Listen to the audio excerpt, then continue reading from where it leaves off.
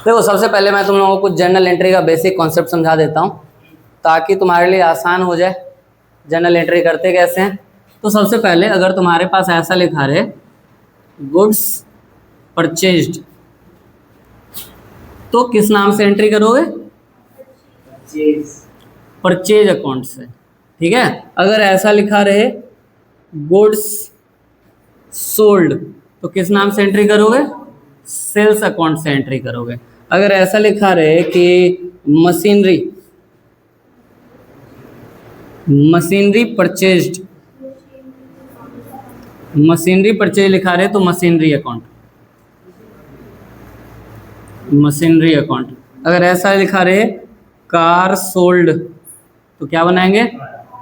Car account बनाएंगे। यानी कि अगर हमारे पास एसेट्स का नाम लिखा रहेगा तो एसेट्स के नाम से एंट्री करेंगे, और अगर एसेट्स के जगह पे गुड्स लिखा हुआ है, गुड्स का मतलब पता है जिस प्रोडक्ट में, जिस कमोडिटी में हम डील करते हैं। जिस कमोडिटी का मतलब, मान लो तुम स्टेशनरी का दुकान खोल के बैठे हो, स्टेशनरी सेल कर रहे हो, तो तुम्हारे लिए कॉपी किताब पेन क्या है? वो गुड्स है। और जब हम गुड्स परचेज करेंगे तो परचेज अकाउंट को डेबिट करेंगे। अगर गुड्स सेल कर रहे हैं तो सेल्स अकाउंट को क्रेडिट करेंगे। लेकिन वहीं पे मोबाइल परचेज किया तो क्या करेंगे? मोबाइल को डेबिट करेंगे। जैसे कि तुम्हारे पास यहाँ पे क्वेश्चन क्या था कि mobile purchase of ₹60,000 and received trade discount of ₹10,000। तो मोबाइल जब परचेज कर रहे हैं तो क्या करेंगे? मोबाइल अकाउंट डेबिट करेंगे, क्योंकि हमारे पास एसेट्स का नाम लिखा हुआ है।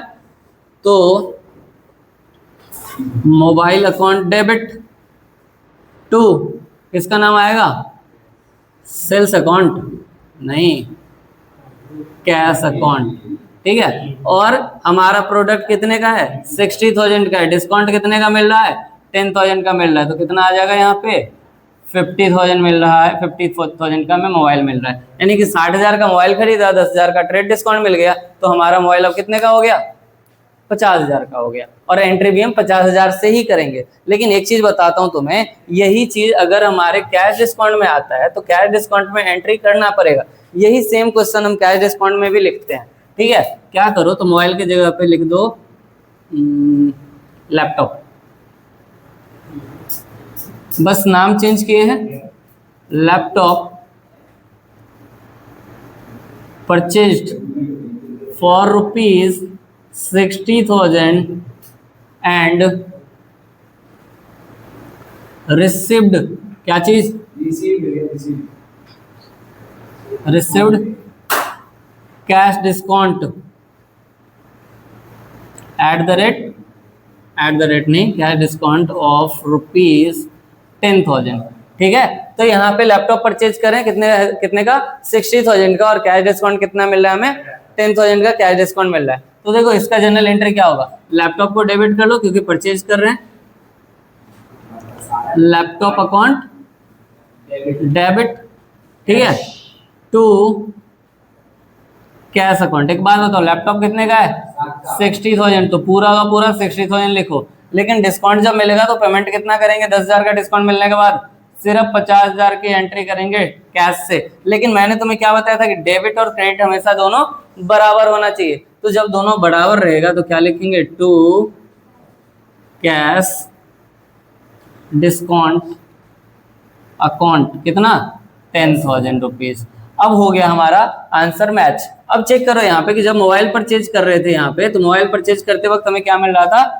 ट्रेड डिस्काउंट मिल रहा था। और ट्रेड डिस्काउंट की एंट्री हम नहीं पास करते हैं, तो इसीलिए हम जितना का ट्रेड डिस्काउंट मिला उसको माइनस कर दिया डायरेक्ट इसमें से, इस अमाउंट में से। तो 60,000 में से 10,000 माइनस कर दिए, क्या बचा हमारे पास? 50,000। 50,000 की एंट्री कर दी mobile account debit to cash account. लेकिन वहीं पे जब लैपटॉप परचेज कर रहे हैं तो यहाँ पे कैश डिस्काउंट मिल रहा है, ट्रेड डिस्काउंट यहाँ पे नहीं मिला, हमें कैश डिस्काउंट मिला। तो कैश डिस्काउंट की एंट्री क्या करेंगे? कैश डिस्काउंट की एंट्री पास करते हैं। तो laptop account debit to cash account to cash discount account. एक बात और याद रखना, क्योंकि कैश से पेमेंट करते हैं तो हमेशा कैश के साथ ही कैश डिस्काउंट जाएगा, कभी भी उसके साथ नहीं जाएगा। कैश या बैंक के साथ हमेशा कैश डिस्काउंट रहेगा। यानी कि जितना पेमेंट करेंगे उतने ही के ऊपर हमें कैश डिस्काउंट मिलेगा। अगर पेमेंट नहीं करेंगे तो कैश डिस्काउंट हमें मिलेगा भी नहीं। आई बात समझ में? अगर कैश डिस्काउंट मिल रहा है इसका मतलब है कि हम पेमेंट कर रहे हैं। अब मान लो कि यहाँ पे उधार में परचेज करते तो क्या कैश डिस्काउंट मिलता?